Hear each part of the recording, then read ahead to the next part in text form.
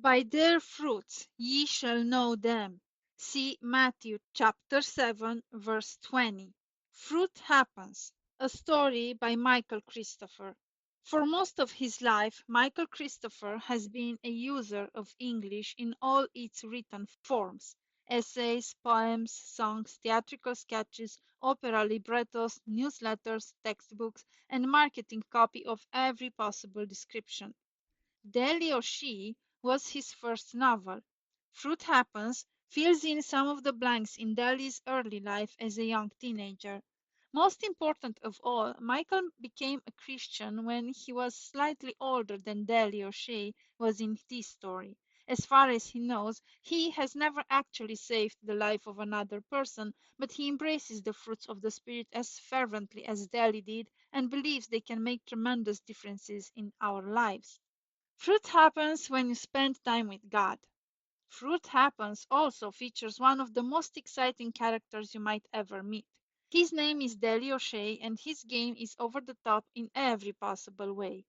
Deli O'Shea is not someone who sits on the sidelines and watches the world pass by. He's a young man who puts his best instincts into action, especially those he gets directly from God. Along the way, he learns what the fruits of the Spirit are all about by saving the life of another, even as those same spiritual fruits grow and develop within himself.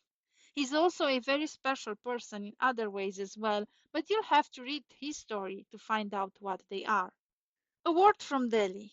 If you've never read a book called Delhi O'Shea, you won't know much about me, so maybe I'd better introduce myself. My birth name was Delbert Stevens, but I've been called Delhi O'Shea most of my life.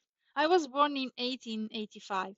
I grew up in Connecticut, but I spent many years in Missouri, plus a few other states along the way.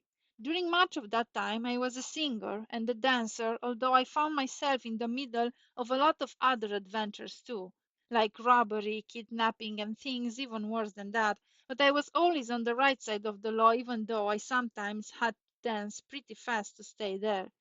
Two more things you ought to know. First, I wasn't much of a Christian during most of those adventures, but I should have been because when the story I'm about to tell you popped back into my memory many years after it happened, it made me remember once again that God had been watching out for me for a long time. He'd never stopped giving me lessons on what He was all about, even though I didn't always pay attention. I'm hoping you will.